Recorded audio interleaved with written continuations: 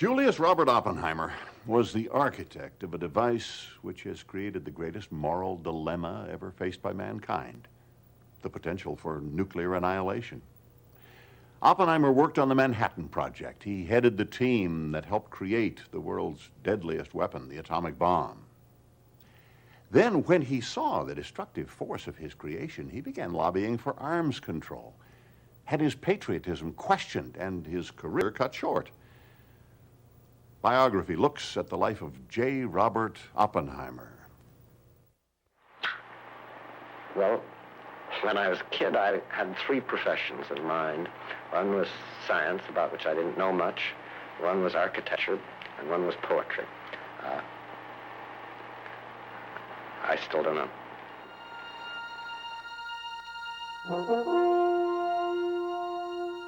J. Robert Oppenheimer, a man of great charm and persuasiveness, became not only a brilliant scientist, but one who changed our world forever.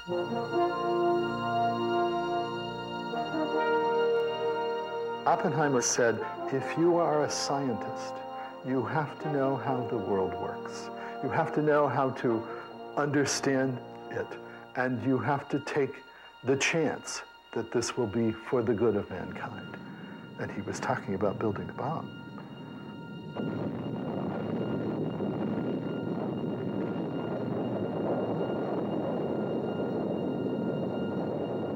Oppenheimer's friend, I.I. Rabi, said that at the day of Trinity, he saw Oppenheimer walk away down the desert, and it was a high noon kind of gait of triumph. And sure enough, this shy, reclusive, overly intellectual scientist became one of the best-known people in the country in a very short time.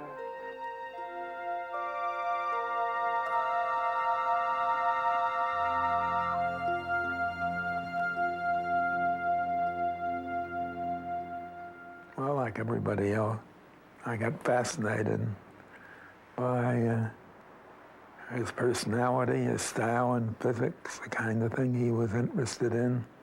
He was an exciting man to be around. In some ways, he was a bit of a show-off. He liked to hold forth on various subjects, and when he did, it was always with a flourish. During the early days, he was sort of the toast of the town, and he was very good at entertaining his audiences. All of a sudden, that was gone completely. And it crushed him.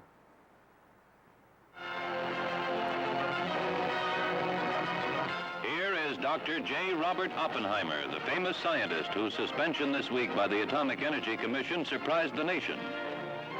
The man who directed the building of the world's first atom bomb, Dr. Oppenheimer probably carries more nuclear secrets in his head than any other person. The charges being investigated include that he opposed crash development of the hydrogen bomb, that he associated with communists at one time, that he recommended them to work on the A-bomb. Well, you remember, we went through many years of this struggle with Mr. McCarthy. And of course, we were dumbfounded when the same thing reached Robert Oppenheimer, which I imagined was going to happen, but I didn't think it would happen quite as vigorously and quite as openly and quite as hard-heartedly as it did. It wasn't a witch hunt, but they had their witch and they burned him. And it was very unpleasant. Anyone who knew Oppenheimer knew the force of his mind, his brilliance, his qualities for penetration, would have had to ask what would have caused such a man to become a Soviet agent? Why should he have done it? To this day, there are questions about the mind and motives of the man called the father of the atomic bomb. There are secrets about the thoughts and intentions of men. Sometimes they're secret because a man doesn't like to know what he's up to if he can avoid it. J. Robert Oppenheimer was born in New York City in 1904 to a wealthy German Jewish family. His father was a self-made man who imported textiles. His mother was an artist. It was a protected, even precious childhood in their Upper West Side apartment. It was an intelligent family, well-educated family. His father was inordinately proud of his son, and he never let you forget it. Oppenheimer was one of those children who, even as a baby, looked like a miniature adult. He was sort of fully formed, and by the time he was 3 or 4 years old, they realized that he was something special. Oppenheimer, at the age of 10, was already writing poetry, but still playing with blocks. He was remarkably precocious. When he was 12 years old, he lectured before the New York Mineralogical Society about the rocks that he collected. They were surprised that he was a child. Robert and his younger brother Frank were enrolled in the Ethical Culture School in Manhattan, famous for its progressive approach to education. He excelled at his studies in the classroom and out. And we played ball on the roof. Of course, it was fenced in. But one day, a ball went over the fence and fell down into a baby carriage on the street. And the mother of the child was very much upset, of course, and threatened to sue the school. So young Robert went to work and figured out that a ball of a given weight and size, thrown at a given distance, could not hurt a baby's head of a certain magnitude. I don't think it ever went to court, but it was a nice story. A gifted student, Oppenheimer graduated at the top of his class. After being accepted by Harvard, he became seriously ill on a family trip to Europe. He was forced to recuperate for over a year. He was shipped to the Sangre de Cristo Mountains, just northeast of Santa Fe, and spent the summer riding horses and chowing down outdoors, and became a healthy person again. But right across from the Sangre de Cristos was this giant caldera volcano, on the slopes of which was a place called Los Alamos. And that was his first encounter with it. In 1925, Oppenheimer graduated from Harvard after only 3 years with top honors in chemistry. Now 21, he realized his true calling, physics. He traveled to Europe to study with the great physicists there. At first, his studies did not go well. He was deeply unhappy at Cambridge. Oppenheimer was such a precocious young man that parts of him hadn't caught up with other parts. And perhaps one thing that happened to him when he got to the Cavendish laboratory was the realization that he wasn't perfect at everything he wanted to be good at. He had a lot of growing up to do. This crisis between his childhood prodigy state and his adulthood manifested itself as depression, suicidal feelings, almost a nervous breakdown. His parents even put him in with a psychoanalyst at one point. He seems to have made the breakthrough both emotionally, perhaps with a love affair, and in terms of creativity, by becoming a scientist. He made that classic leap that scientists usually make from the personal to the objective, at some sacrifice to their emotional lives. After his early struggles in Europe, Oppenheimer quickly moved to the cutting edge of theoretical physics. Still, he maintained his wide interests. Oppenheimer was well known for being extremely knowledgeable about a great many fields, and even his professors. Some of them thought he was dilettantish and that he was more of a poet or a psychologist than a physicist. Oppenheimer returned to the U.S. with several teaching offers. With his brother Frank, he found a small ranch in the mountains of New Mexico. They called it Perro Caliente, hot dog. It became their summer home. At 25, Oppenheimer took teaching jobs at both Berkeley and the California Institute of Technology. At first, his immense talent for physics made him a poor teacher. When he first started teaching, he really terrified the students. Well, first of all, he had no idea at what level to teach, but also he had a very sharp tongue. It could be very nasty. And he was so quick and impatient. But by the time I arrived, he had learned a great deal. As a matter of fact, his lectures were really great. They were inspiring somehow. What Oppenheimer did in California was really to start a great school of American physics. And Oppenheimer was a fabulous teacher in the sense that there were fables told about him, and people would go across the country to become his student. And it was those physicists, among others, who helped to win the war. And then I was impressed by Robert Oppenheimer very, very deeply because of his enormous eloquence, speed, rapidity, clarity of thought, incredible knowledge, rich poetic vocabulary, metaphors, and then the equations poured out of the end of his chalk. We worked hard to keep up with him. We worked hard to do the problems. Almost everybody took his course at least twice. And there was one Russian girl who tried to take it a third time. And Opie said no. She went on a hunger strike. And he finally had to break down and let her take it again. After a prolonged adolescence and a rarefied education, Robert Oppenheimer came into his own as a professor at Berkeley.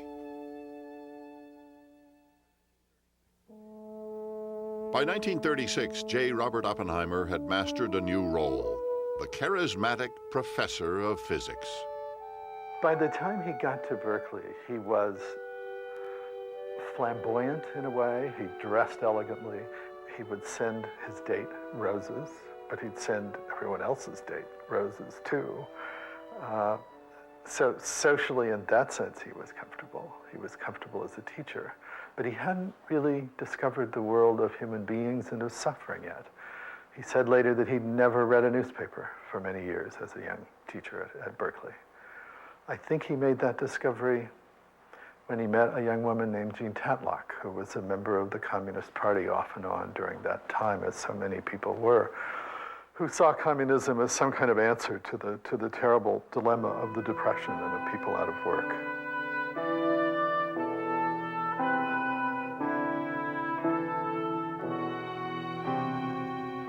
In hard times, many turned to radical groups like the Communist Party, among them Oppenheimer's younger brother Frank and Frank's wife Jackie. I was a campus radical.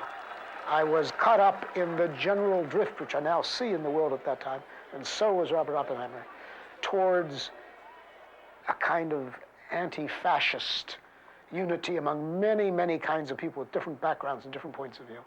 And Oppenheimer by then was helping with his private income to bring family members out of Nazi Germany to help them escape.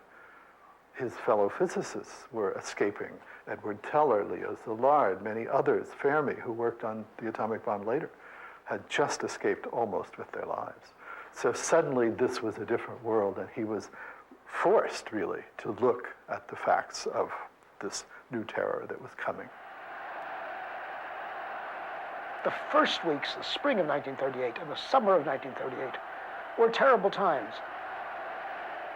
And what I remember most clearly is staying up late at night, because Berkeley is many, many hours away from Nuremberg in clock time. When Hitler spoke at noon in Nuremberg, it was 4 o'clock in the morning in Berkeley. But none of us, no matter how tired we were, could miss hearing that raucous voice with the threats that it contained, and we all could see war in the offing. Fission was discovered in Berlin, Christmas 1938, 9 months before the beginning of the Second World War, the height of the Nazi Empire, really. And for everyone who had been frightened by the fascism in Nazi Germany, most of all the Jewish immigrant physicists who had now found safe haven in America, the thought of a Third Reich empowered for 1,000 years by atomic bombs was deeply terrifying. We must have a bomb before the Germans. That was, I had to preach this, you know, people were not aware of it. We must have the bomb before the Germans. If the Germans had the bomb and not we would have been in a very bad situation. And people were not so much aware because I knew the Nazis from personal experience. With the Nazi invasion of Poland in September 1939, France and England declared war on Germany. World War II had officially begun.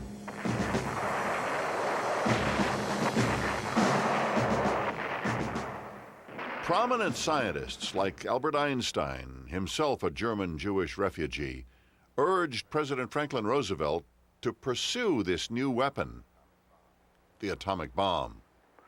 So the American scientists were struggling to get the government to recognize that it was important.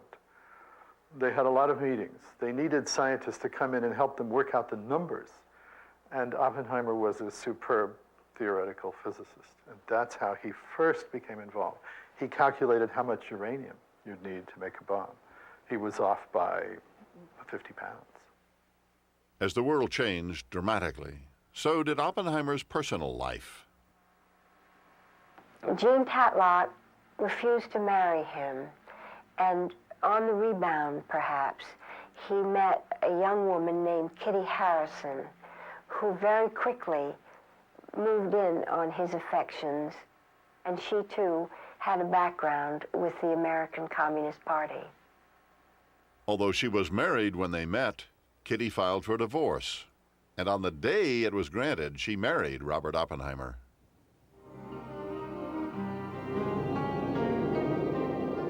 December 1941. After the Japanese attacked Pearl Harbor, the U.S. entered World War II with two enemies, Germany and Japan. Oppenheimer now worked full-time on developing the bomb at Berkeley. The secret effort to build the bomb, known as the Manhattan Project, spent billions and employed thousands. It became the largest scientific project of all time. Physicists vanished to work in the hidden laboratories. Phil Morrison was recruited by a colleague. He said, you know what we're doing? I said, well, I know broadly speaking, something to do with uranium. Obviously, you all disappeared, all the nuclear physicists. He said, yes, he said, we are making bombs. And that surprised me. I had no idea that it was so real, so practical, so much on the way. And so I was scared. It took me a couple of weeks to think about it. Finally, I said, I've got to do this. The German menace is too great. I'll go work for them. It was a desperate war, you know, that was going on. And we were, of course, all afraid that the Germans wouldn't get it first. And we were willing, in fact, to do anything required in order to make sure they were defeated. We could lose the war. That, when I was first hired, that's what they told me. They said, if the war is lost, it'll be because the Germans got this thing first. Otherwise, we're going to win. I could see that was a very reasonable argument. In early 1942, Oppenheimer was made the coordinator of rapid rupture, or atomic fission. Soon after, the Manhattan Project's military leader, General Leslie Groves, chose Oppenheimer to direct the secret laboratory at Los Alamos, New Mexico.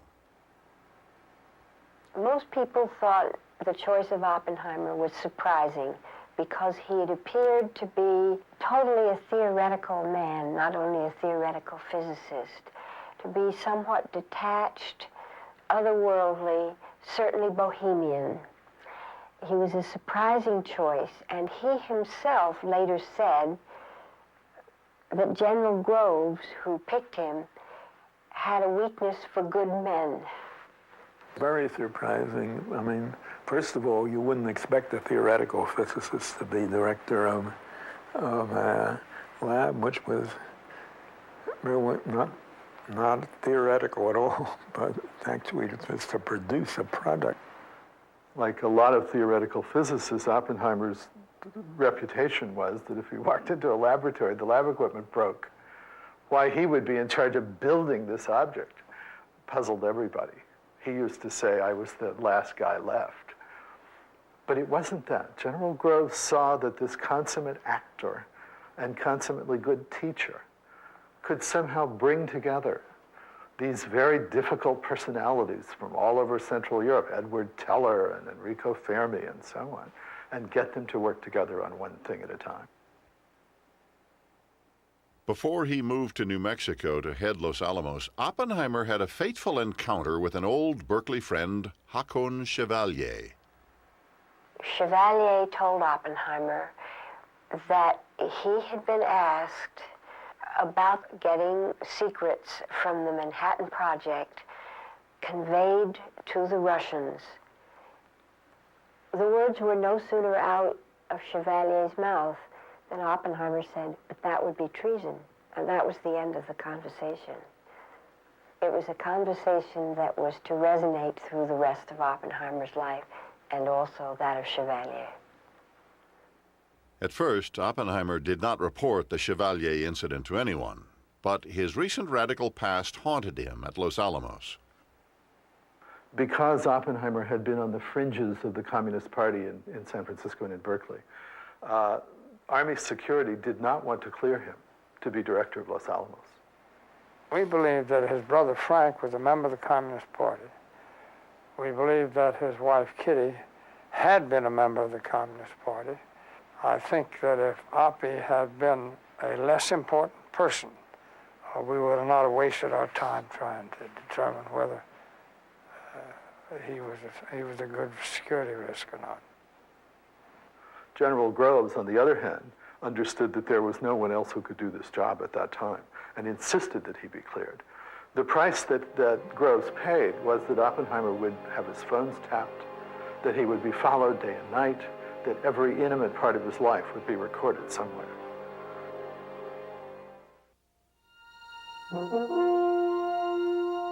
Robert Oppenheimer, 38 years old, now headed the secret bomb laboratory at Los Alamos. Oppenheimer helped General Groves find an isolated location, necessary for security reasons, on the site of the Los Alamos School for Boys, high in the Sangre de Cristo Mountains. Its remote splendor and ready-made buildings were a head start for the mammoth project ahead. On this rustic site, Oppenheimer insisted on a break with Manhattan Project secrecy. The scientists were allowed to talk to one another. The sense of unity and sense of commonality was so superb there. Oppie had arranged that all the technical people were not compartmented. They could talk to each other. And to some extent, that was the payment that we were given, quite sensibly, to keep us unified by separating ourselves from the world by going to Los Alamos. From the original projection of 100 scientists, the Los Alamos staff swelled to more than 6,000 people. Even Oppenheimer's old friends were amazed that he could head such a project. He was the ideal leader for an isolated and devoted laboratory in wartime. He knew everything. He was friendly to all the people who were there. He tried to keep up with the crises that were developing everywhere, and he would come to offer help by his silent presence in the middle of the night when you're doing some key experiment. Do that a few times, it becomes mythical. It was surprising to the people who had known him at Berkeley, but they hadn't really understood what a chameleon he was as a character.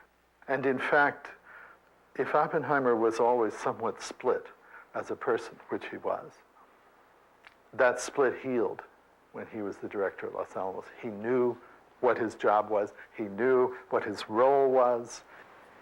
He had an extremely difficult job, not only technically, but, you couldn't assemble a greater bunch of prima donnas anywhere.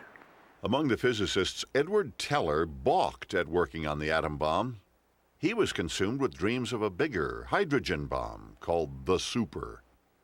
But Oppenheimer's diverse staff remained united by the continuing threat of the Nazis getting the bomb first.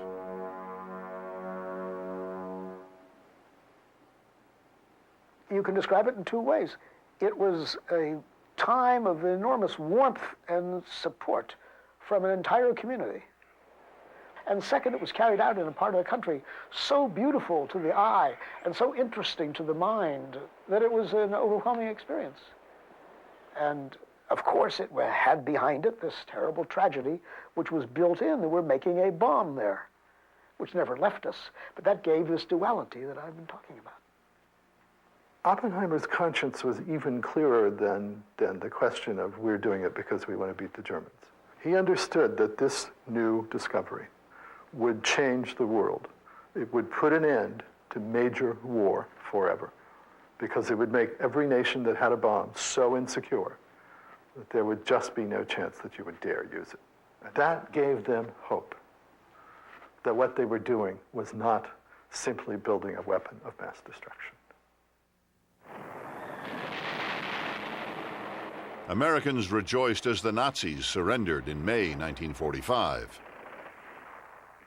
But the war with Japan seemed endless, and it grew increasingly brutal. For the scientists at Los Alamos, their work continued. The bomb's target would be Japan. We thought we could end the war with the bomb. And that was our purpose. It seemed very clear, but no doubt at all in my mind that if we could do that, it was a great thing. The new president, Harry Truman, hadn't even known the bomb existed until after Roosevelt's death. Now he wanted it tested during the Potsdam Conference so he could use it to bargain with the Soviet leader Joseph Stalin. It had been 2 years since the first scientist arrived at Los Alamos. The nuclear age was born in the desert south of Santa Fe at a site called Trinity. The bomb was painstakingly assembled, but the weather refused to cooperate. People were so keyed up by then. Oppenheimer was chain smoking. He was down to 115 pounds, and this was a man who was 6 feet tall. They were so concerned that this happened. And it was dark, and there had been a rainstorm and lightning and some concern about whether lightning might hit the tower and set off the weapon. I was in base camp. All the bigwigs were all lying on the ground around me, and we finally heard the famous countdown.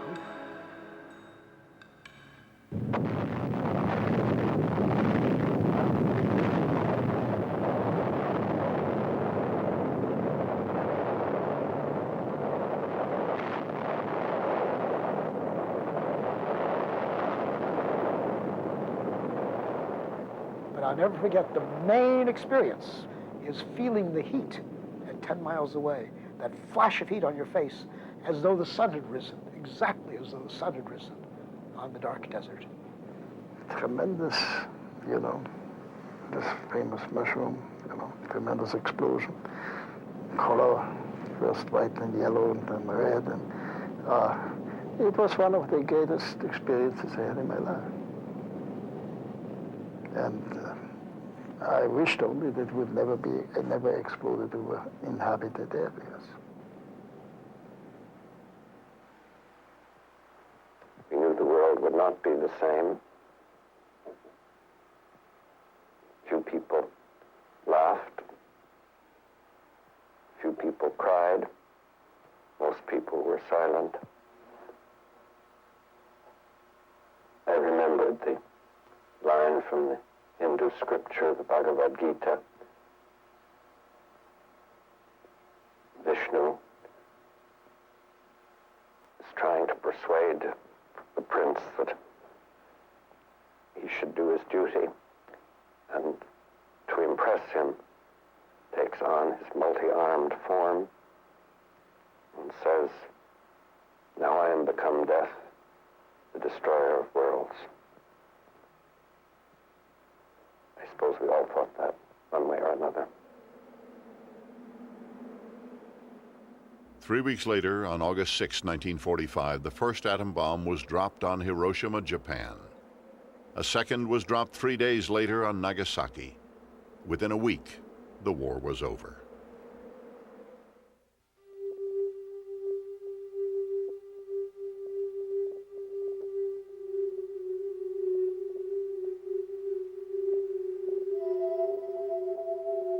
Oppenheimer seems to have been much affected by the actual bombings. There was film footage that came back from Hiroshima and from Nagasaki, and it was pretty horrible. Within a few months, was in Truman's office saying, "Mr. President, I have blood on my hands," which Truman was insulted by, because Truman is a man who was proud of his decisions, and dropping the atomic bomb was one of his decisions. I think Oppenheimer would have loved to have put the genie back in the bottle at that time, but he understood very well that there was no way to do that ever again. I have been asked whether, in the years to come, it will be possible to kill 40 million American people in the 20 largest American towns by the use of atomic bombs in a single night. I am afraid that the answer to that question is yes. I have been asked. It was an irony that this thin, tortured-looking person appeared on the cover of Life magazine. He became, for Americans, the personification of science.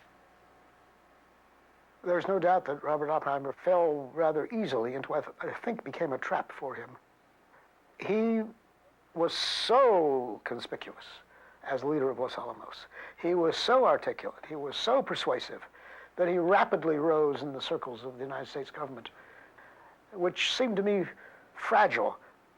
It's very hard to take a left-wing physics professor and elevate him to a great statesman in a very short time. In 1947, Oppenheimer became director of the Institute for Advanced Study at Princeton, home of Einstein and other great minds. That year, he was also made an advisor to the Atomic Energy Commission. He was again investigated and given a security clearance. Are you now, have you ever been a member of the Communist Party of the United States? Anti-communism was on the rise. Oppenheimer's brother Frank was exposed as a former communist. A talented physicist, Frank was blacklisted from teaching for the next 10 years. If there is another world war, this civilization may go under. We need to ask ourselves whether we're doing all we can to avert that. He felt particularly strongly because he was, of course, aware that he was the man who had made possible the creation of this weapon. And it was really the greatest element of tragedy in his professional life, that having taken that responsibility under orders, of course, of developing the weapon, he now was unable to control the uses that were to be made of it. Oppenheimer was strongly opposed to the development of the hydrogen or H-bomb. His views angered the Air Force and others in power who wanted more and bigger bombs.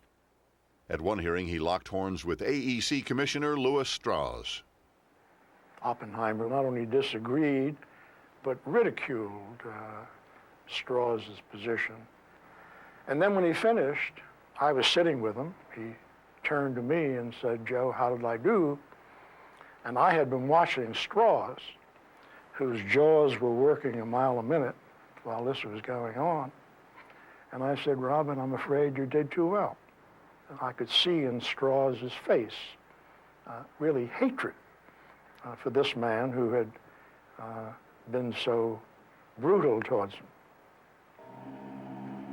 With the Soviet bomb, there was a real movement of paranoia in the United States. It's usually attributed to Joseph McCarthy, but I think much more deeply, we were all horrified that someone else had the atomic bomb. And there was a general question of who were the spies that put us in this terrible position. And those who suspected Oppenheimer began to look at him again. Well, we have affidavits that if he had been a member of the party, that he had recommended communists for work in the A-bomb, H-bomb plants. In the fall of 1953, a former congressional aide sent a letter to the FBI charging that Oppenheimer was a security risk and probably a Soviet spy. He cited as evidence the Chevalier incident and Oppenheimer's old radical associations. Oppenheimer was asked to resign or face yet another security hearing.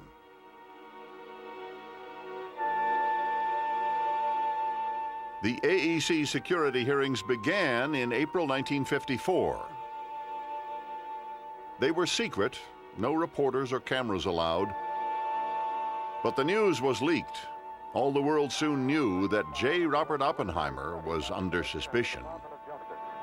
The President directed that pending a security review of the material in the file, a blank wall be placed between Dr. Oppenheimer and any secret data. Louis Strauss was now the powerful chair of the AEC. He was determined to get rid of Oppenheimer. The first thing Louis Strauss did when they decided to have a hearing was to ask J. Edgar Hoover to tap Oppenheimer's phones. Strauss was privy to Oppenheimer's private conversations with his lawyers. A perfect position to be in. And Strauss was the man who was going to have to make the final decision about the clearance. Scurrilous behavior.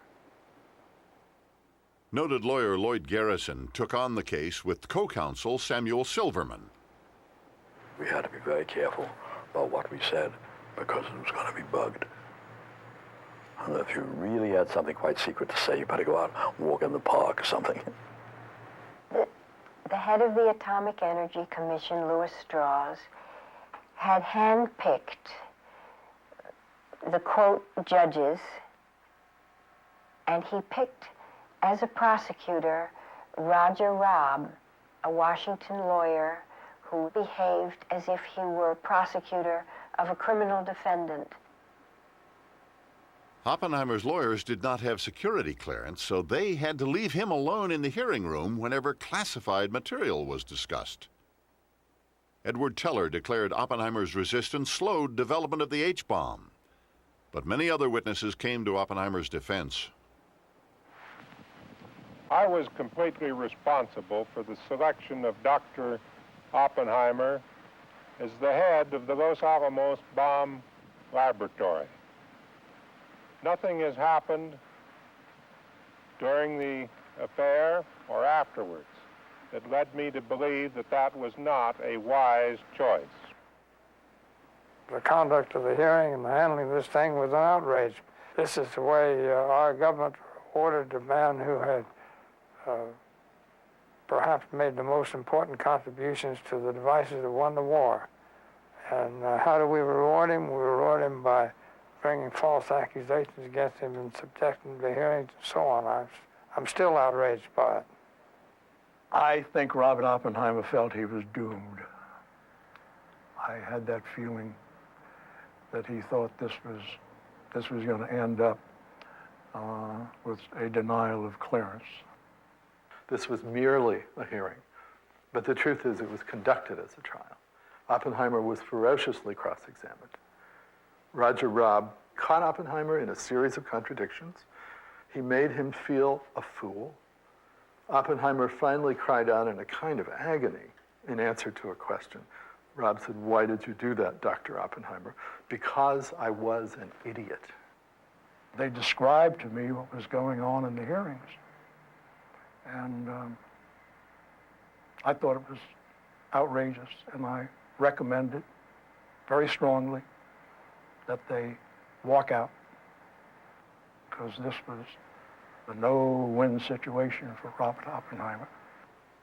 And I once said to him, "Robert, there isn't a university in Europe that wouldn't have you momentarily if you wanted to come onto their faculty. Why do you submit to this? Why don't you go over and take a professorship over there?" And the tears came to his eyes, and he said, "Tim, I happen to love this country." The Oppenheimer hearings ended after 3 grueling weeks. Samuel Silverman reads from Garrison's summation. There is more than Dr. Oppenheimer on trial in this room. The government of the United States is here on trial also. Our whole security process is on trial here, and is in your keeping as is his life. America must not devour her own children, Mr. Chairman and members of the board. If we are to be strong. The board stripped Oppenheimer of his security clearance. The decision was upheld by the AEC. They destroyed the man. Everyone who knew him said he was never the same afterwards. He had wanted to be at the center of government. It was glittering, it was exciting, but at a deeper level and a more important level, it was a chance to influence the world in this new phenomenon of nuclear weapons. To be cut out of that because of these old problems because people didn't agree with your opinions in a country where speech is supposed to be free was heinous. He was really judged on his character. And to be told that you are not trustworthy, as he literally was, because of flaws of character, that's a judgment which stays with you the rest of your life. And for someone like Oppenheimer, who grew up worrying about being flawed, it could not have been a crueler judgment. Many scientists supported Oppenheimer. He was re-elected director of the Institute for Advanced Study. While he nurtured another generation of scholars, he was cut off from his own field. For Oppenheimer to lose his security clearance essentially meant that he could no longer take part in any of the discussions around this issue of which he had been the acknowledged leader for the last 20 years. You can't talk about changes in nuclear weapons if you don't have security clearance because you don't know what those changes are. Dr. Oppenheimer, could you tell us what your thoughts are about what our atomic policy should be? No, I can't do that. I'm not close enough to the facts, and I'm not close enough to the thoughts of those who are worrying about it. To this day, Oppenheimer's reputation is haunted by the unproven charge that he was a Russian spy. There's an elaborate FBI record of surveillance of Oppenheimer.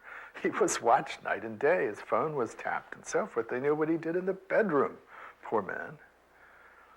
And he was never found to be engaged in any kind of espionage. No, I think there's no possibility that he was a spy at any level, advertent or inadvertent. Later in the day, Mr. Johnson, in behalf of the Atomic Energy Commission, awarded a medal to Dr. J. Robert Oppenheimer. The commission made the award even though Oppenheimer is still listed in its files as a security risk and has been since 1954. I was surprised that he accepted it. If they'd have kicked me in the face like they did Oppenheimer, I certainly wouldn't have done such a thing. I think it just possible, Mr. President, that it has taken some charity and some courage for you to make this award today. He got it at the time when it was harmless to give it to him, you know. It wasn't very nice. I should have given him years before. I thought his spirit was broken. He spent his time writing and lecturing and running the institute, but his heart wasn't in it. I think he aged a lot. And then of course, at almost the same time, he got cancer of the throat. And he really wasn't well.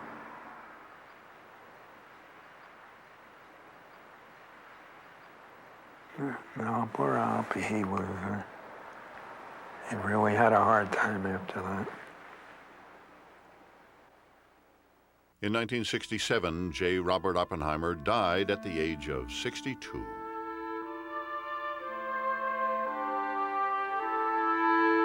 During that brief hour at Los Alamos, all his forces were harnessed to that one objective, and he performed brilliantly.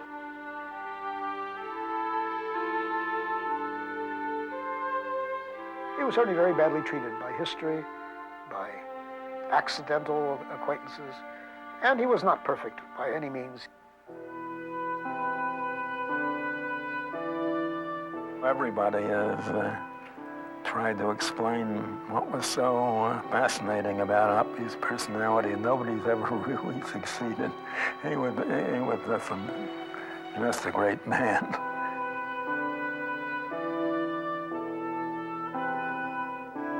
But at last he did something in the world, you know. It may not be something we like having been done. He built the first atomic bombs.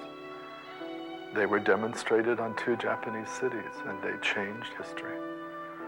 So tragic he may have been, but his was not a lost life. And he had that moment of historical significance, I won't say greatness, that he dreamed of having. We remember Robert Oppenheimer.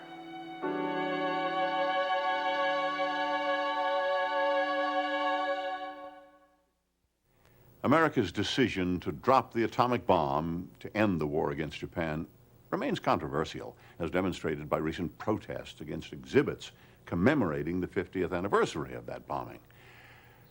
But while the ethical issues continue to be argued, Oppenheimer's bomb has forever changed the course of warfare on this planet.